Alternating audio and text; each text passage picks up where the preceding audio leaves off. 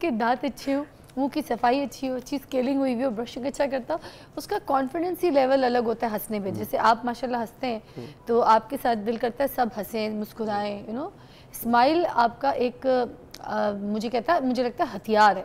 ऐसे ही अब ये मुंह की बदबू के ऊपर हम बात करते हैं। सबसे पहले मुझे बताइएगा कि मुंह की बदबू होती क्यों है, कितने घंटे बाद हो जाती है और किस वजूहात की वजह से होती है?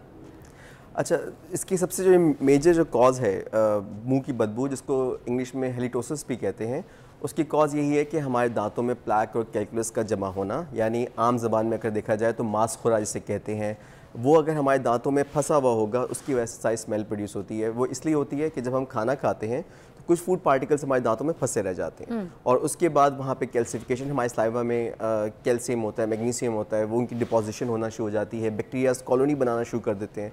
फिर बैक्टीरियाज कुछ ऐसी समझ लें एसिड या समझ लें एक ऐसा केमिकल ऐसा रिलीज़ करते हैं इन योर माउथ जिसकी वजह से बैड ब्रेथ डेवलप होती है, मसूड़ों में से खून आता है और मसूड़े जो हैं वो दांत को छोड़ देते हैं, हड्डी छोड़ देती है। आपने सुना होगा अमूमन लोगों के दांत एक सर्टेन एज के बाद हिलना शुरू हो जाते हैं। हाँ। दर्द नहीं होता, हिलना शुरू हो जाते हैं। वो क्यों होता है कि वो इसकी लेटेस्ट स्टेजेस हैं, लेकिन आपकी बॉडी सबसे पहले आपको इंडिकेट करती है किस तरह से हेलिटोसिस यानी मुंह की बदबू, फिर उसके बाद मसूड़ों से खून आना, इस तरह से आपको इंडिकेट करती है कि इसका कुछ हल करो। अगर नहीं हल करवाओगे तो ये अल्टीमेटली दांत गिर जाएंगे। अच्छा, तो ये हमें कब डॉक्टर के पास रुजू करना चाहिए? जब मुंह की बदबू बहुत ज़्यादा परेशान करे इंसान को। समटाइम्स ये होता है खुद भी मुंह की बदबू फील होना शुरू हो जाती है, सामने वाले को तो होती है, खुद भी होना शुरू।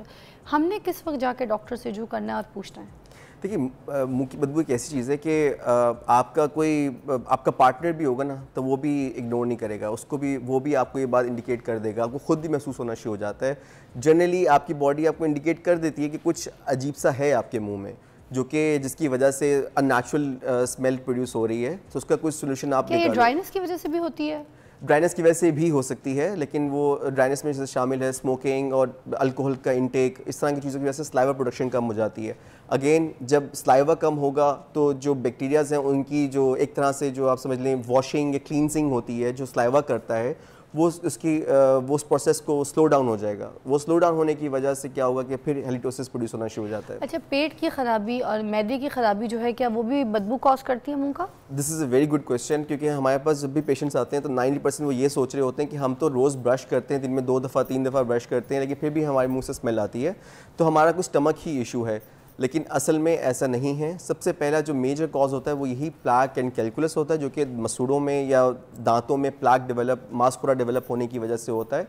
सबसे मेन कॉज वो वाली है। अगर आपने क्लीनिंग करवा ली है, आपके डेंटिस्ट ने कहा है कि your teeth are perfectly clean, तो फिर हो सकता है कि आपको कोई स्टमक इशू हो, लेकिन वो इतना कॉमन इशू नहीं है। Major cause dental cause he है। तो मन्नान डेंटिस्ट हमारे साथ मौजूद है। हम आपकी कॉज भी शामिल करें प्रोग्राम में, अगर आपको कोई इशू है तो हम आपको बताएंगे आपके मसले का हल। हम पूछ रहे थे कि ज़बान का साफ़ करना कितना इंपॉर्टेंट है। जब हम ब्रशिंग करते हैं, हम दांत साफ़ करते हैं, तो क्या ज़बान जब पीली और सफ़ेद रह जाती है वो भी बदबू कॉज करती है? बिल्कुल।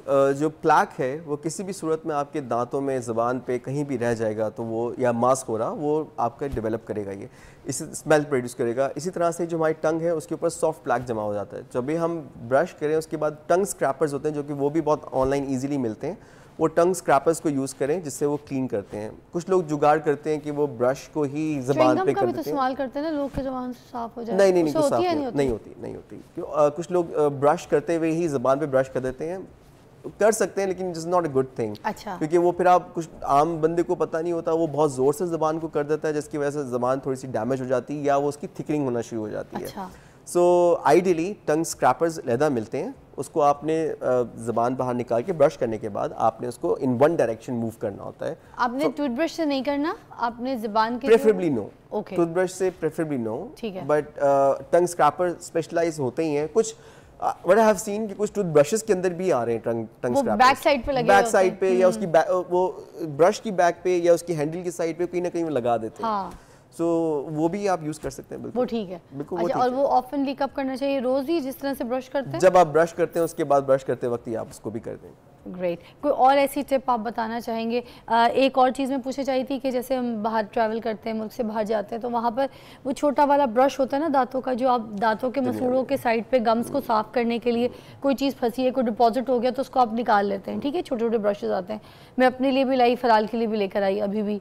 तो मैं ये कह रही थी वो जो फ्लॉज हम करते हैं उसको जब मैं करती होती थी मुझे उससे बहुत इरिटेशन होती थी, मुझे उससे बहुत तकलीफ होती कभी मुझे गम ब्लीडिंग हो जाती थी, वो ज़्यादा गम के अंदर चला जाता था, फिर मुझे जो है ना होल्स प्रॉब्लम शुरू हो गई थी कि मतलब गैप्स ज़्यादा आ रहा था एंड ऑल दैट।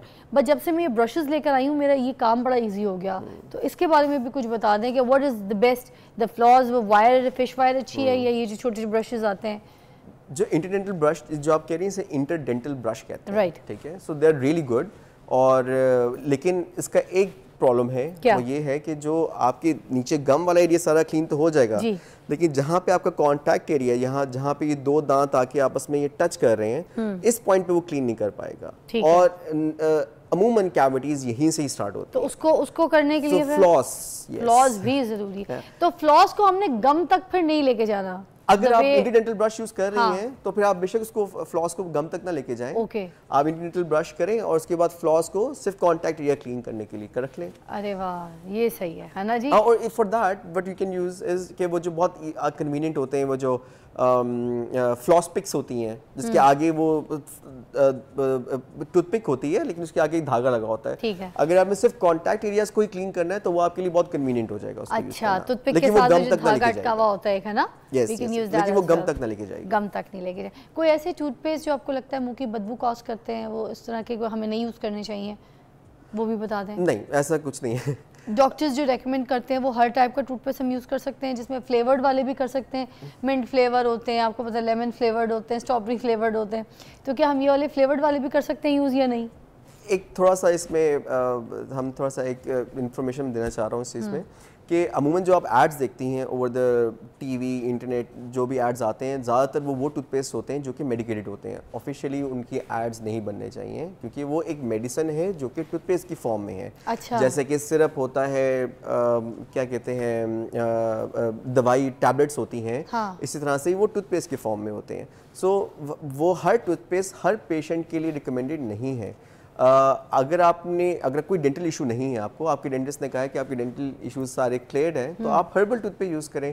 या अगर आपका डेंटिस्ट ही रिकमेंड कर रहा है कि आपको ब्लीडिंग गम्स है, तो आपको ब्लीडिंग गम्स का एक स्पेसिफिक टूथपेस्ट है, वो आपको रिकमेंड करेगा और शायद वो आपको ये कहे कि रूटीन में यूज़ नहीं करना, for the time being use करें, उसके बाद उसको डिसकंटिन्यू करके वापस हर्बल पे चले जाएं। सो प्रेफरेबली हर्बल यूज़ करना चाहिए, do not go for the toothpaste जो कि मेडिकेटेड होते हैं। अच्छा, कोई सा भी आम सा जो हर्बल टूथपेस्ट होता है वो हम खरीद सकते हैं और वो उसको इस्तेमाल कर सकते हैं? हर ब्रांड के अंदर आते हैं हर्बल टूथपेस्ट, हर ब्रांड में आते हैं। ठीक है। और कुछ ब्रांड्स ऐसे होते हैं जो कि आप में टूथपेस्ट के एंड पे छोटे बैंड्स लगे होते हैं, रेड, ग्रीन, ब्लू। जी, इसके बारे में बताएं। वो जब टूथपेस्ट वो कंपनी बना रही होती है तो मशीन पे वो कटिंग इंडिकेटर भी होता है और कुछ कंपनीज उसको एज ए केमिकल इंडिकेटर भी यूज करती हैं, कुछ कंपनीज। तो इनमें कौन सा वाला हैवी केमिकल होता है ना? जो ब्लैक होगा उसमें सिर्फ वो टोटली केमिकल होता है। ठीक है। और जो रेड होता है उसमें पार्शियली नेचुरल कंटेंट होता है और फिर ज्यादातर उसमें, और जो ग्रीन है, ग्रीन इज टोटल हर्बल।